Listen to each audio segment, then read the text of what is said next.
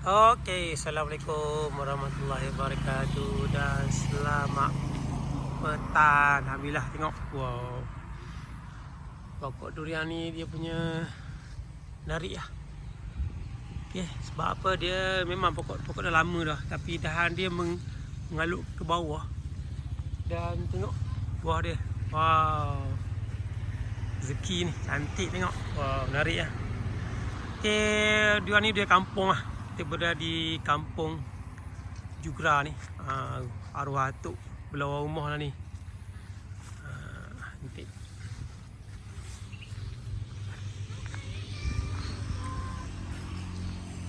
no, ambil gambar durian. So tak boleh parking kat sini tengok. Wow, bahaya nak allow parking here.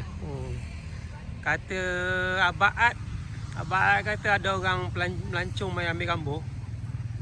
So mungkin dia beritahu siap kat sini lah. Siap tulis. Oh putih tu. Abang kata ramai orang ambil gambar. Ada lah orang melancong.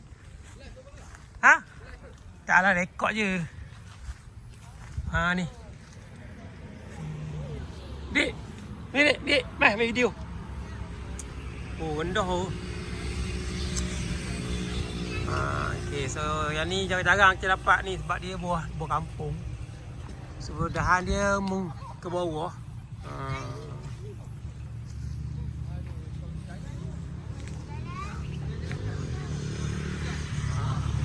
Hari lah.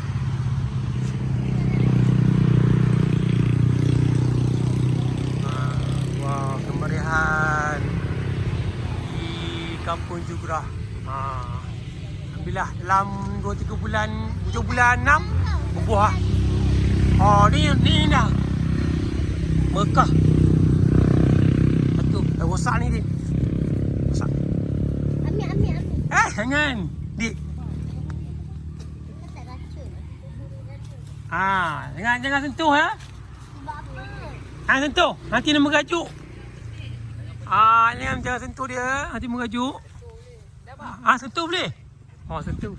Jangan petik. Dah. Petik kena mahal lah, bayar RM50 sekilo lah. Okey. Ni gambar ni. Ni gambar duduk tu, kepala mi. Macam tu. Ni. Ni. Depan sikit. Tengok gambar boleh. Okey. Depan lagi. Tu 2 3. Tak boleh pun. Kakak Aceh cakap boleh ambil gambar. Boleh tino.